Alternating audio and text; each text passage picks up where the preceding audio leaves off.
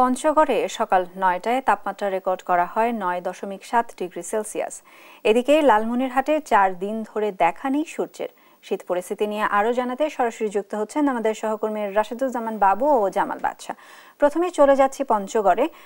বাবু, জনজীবনে শীতের প্রভাব কিরকম দেখতে পাচ্ছেন, বিস্তারিত জানাবেন। শুভ সকাল আপনাকে। আসলে আপনি জানেন যে দেশের সর্বোচ্চ জেলা কিন্তু পঞ্চগড়।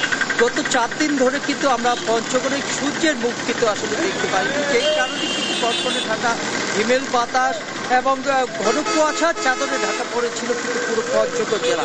আজকে কিন্তু কিছুটা ব্যতিক্রম। কিছুক্ষণ আগেও আমরা দেখেছি যে আসলে কুয়াশায় চারদিক আচ্ছন্ন হয়েছিল, কিন্তু বেলা বাড়ার সাথে সাথেই আমরা দেখছি যে আজকে কিছুটা সূর্যের আলো পড়েছে, যেই কারণে কিন্তু জনজীবনে কিছুটা স্বস্তি মিলেছে। কিন্তু এর পাশাপাশি আমি যদি আপনাকে জানাতে চাই যে পঞ্চগড়ের অধিকাংশ মানুষ কিন্তু কৃষিকাজ এবং শ্রম বিক্রি করে জীবিকা নির্বাহ করে, যেই কারণে তাদের কাজের সন্ধানে কিন্তু প্রতিদিন বের হতে হয়।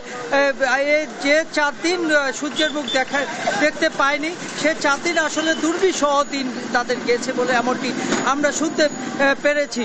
এর পাশাপাশি আমরা দেখেছি যে তারা কাজে না যেতে পারে, অনেকেই কিন্তু আসলে খুব কষ্টে জীবনযাপন করছে। আমরা যদি এই ভ্যান চালক, অটো চালক, সিএনজি চালকের কথা বলি, তারা আসলে ঘন্টার পর ঘন্টা অপেক্ষা করেও কিন্তু আসলে তাদের কাঙ্ক্ষিত যে ভাড়া, অর্থাৎ দিনে 200 থেকে 400 টাকা যে শীতকালীন যে আয় হয়, সেটিও কিন্তু হচ্ছে না এমন জানিয়েছে। আমরা হাসপাতাল এবং ক্লিনিকগুলোতে খবর দিয়েছি যে শীতজনিত যে রোগগুলো রয়েছে সেগুলোর কিন্তু রোগীর সংখ্যা কিন্তু বৃদ্ধি পেয়েছে। এই কারণ কিন্তু ডাক্তার এবং নার্সরা কিন্তু হিমশিম খাচ্ছে বলে আমরা দেখেছি। এদিকে আবহাওয়ার যে পূর্বাভাস আপনি বলছিলেন যে আজ সকাল 9টায় কিন্তু তেঁতুলিয়া আবহাওয়া অফিসে 9.7 ডিগ্রি সেলসিয়াস অর্থাৎ মৃদু শৈত্যপ্রবাহ কিন্তু পঞ্চগড় জেলার উপর দিয়ে বয়ে যাচ্ছে। আমরা যদি বলি যে গতকালকে আসলে এই মৌসুমের সবচেয়ে বেশি ঠান্ডা মনে হয় এই জেলার মানুষরা উপভোগ করেছে বা বেগ পেতে হয়েছে।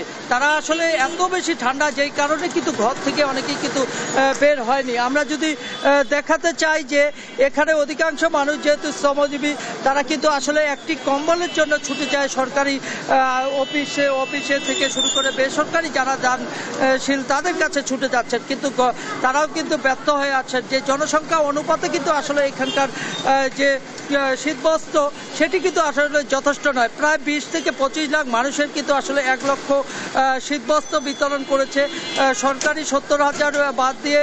এদিকে 30,000 বেসরকারি প্রতিষ্ঠান সহ ব্যক্তি উদ্যোগে বিতরণ করেছে। আমরা যদি কৃষির কথা বলি, যে কৃষিতে তেমন কিন্তু এখন পর্যন্ত ক্ষতি হয়নি, তবে বলছে যে আসলে আবার কৃষি অফিস বলছে যে যদি অতিরিক্ত কুয়াশা হয়, সেই কুয়াশা হলে কিন্তু আসলে সবজি থেকে ভুট্টা থেকে শুরু করে এগুলোর কিন্তু ক্ষতি হবে বলে এমনটি বলেছে। অর্থাৎ যতই দিন যাবে আরও 2-1টি শৈত্যপ্রবাহ কিন্তু পঞ্চগড় জেলার উপর দিয়ে বয়ে যেতে পারে বলে এমনটি জানিয়েছে আবহাওয়া অফিস। এই ছিল পঞ্চগড় থেকে আমার কাছে সর্বশেষ সংবাদ। লালমনিরহাটে শীত পরিস্থিতি জানাতে আমার সাথে যুক্ত রয়েছেন সহকর্মী জামাল বাদশা। আমি চলে যাচ্ছি জামাল বাদশা। জামাল, আপনার জেলার শীত পরিস্থিতি কেমন আপনি জানাবেন? বাবু, আসলে পঞ্চগড়ের খবর যেমনটি বলছেন, লালমনিরহাটেও কিন্তু গত 4 দিন ধরে সূর্যের দেখা মিলছে না। আজকে কিছুক্ষণ আগে সূর্য কিছুটা উঁকি দিলেও কিন্তু আবারও মেঘের পেছনে আসলে লুকিয়ে পড়েছে। আমি যদি বলতে চাই যে এবছর কিন্তু লালমনিরহাটের শীত আসলে মাঘ এবং পৌষের অনেক আগেই জেঁকে বসতে শুরু করেছিল। তবে পৌষ মাসে কিন্তু শীত কিছুটা দাপট কম দেখালেও মাঘের মাঝামাঝি এসে কিন্তু শীত আসলে দাপট দেখাতে শুরু করেছে।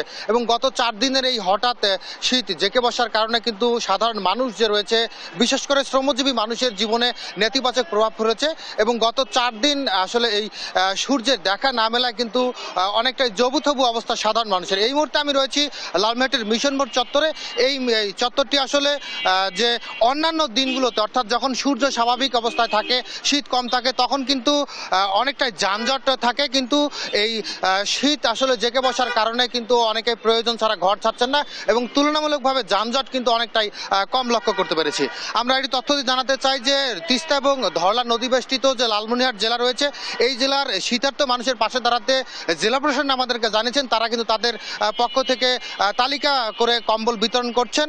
এ পর্যন্ত তারা 32,000 কম্বল বিতরণ করবেন বলে আমাদেরকে জানিয়েছেন এবং তালিকার প্রায় অধিকাংশ অর্থাৎ 90% কম্বল কিন্তু তারা এরই মধ্যে বিতরণ করেছেন। আর এটি তথ্য হচ্ছে যে লালমনিরহাট সদর হাসপাতালে গতকাল বিকেলে আমরা খবরে দেখেছি লালমনিরহাট সদর হাসপাতালে 250 শয্যার শিশু 250 শয্যার হাসপাতালে 10 বেড কিন্তু শিশুদের জন্য বরাদ্দ রয়েছে এবং এই 10 বেডের বিপরীতে প্রায় 39 জন শিশু রোগী কিন্তু আসলে ভর্তি রয়েছেন। আরেকটি বিষয় হচ্ছে মেডিসিন বিভাগেও কিন্তু বয়োজ্যেষ্ঠ রোগীর সংখ্যা তুলনামূলকভাবে বৃদ্ধি পেয়েছে বলে আমাদেরকে লালমনিরহাট সদর হাসপাতালের তত্ত্বাবধায়ক জানিয়েছেন।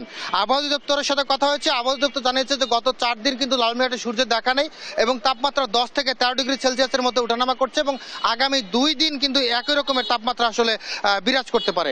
আর এটি তথ্য হচ্ছে যে পরিমাণ কম্বল কিন্তু লালমনিরহাটের শীতার্ত মানুষের জন্য বরাদ্দ করা হয়েছে সেটি কিন্তু আসলে চাহিদার তুলনায় অনেকটাই অপ্রতুল।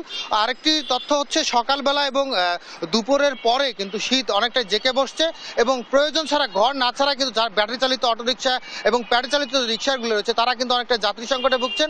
অনেকাংশে কিন্তু তাদের আয় কমে গেছে বলে আমাদেরকে জানিয়েছেন। এই ছিল লালমনিরহাট থেকে শীতের সর্বশেষ খবর।